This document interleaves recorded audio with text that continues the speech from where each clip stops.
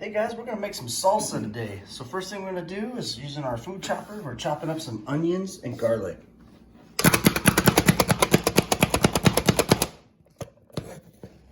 Ooh, that smells good.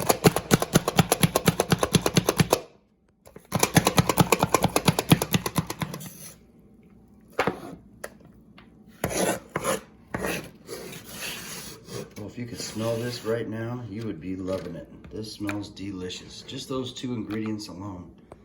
So now what do we have? Some Kirkland diced tomatoes, and then we got some Rotel hot diced tomatoes with habaneros.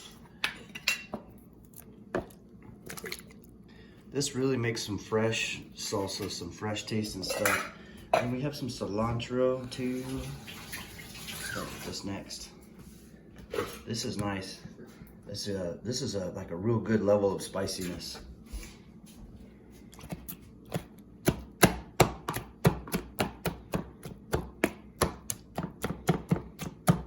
What are you doing now? Just crushing it? Yep. This smells good too.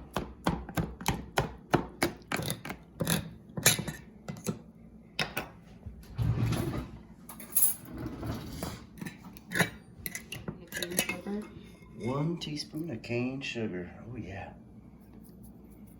I'm only gonna put probably 2 tablespoons of it in there.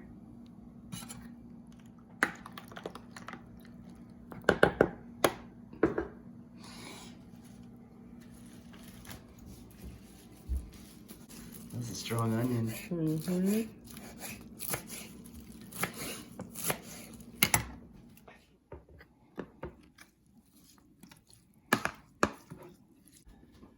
Alright, now what we're going to do is just add some salt and pepper.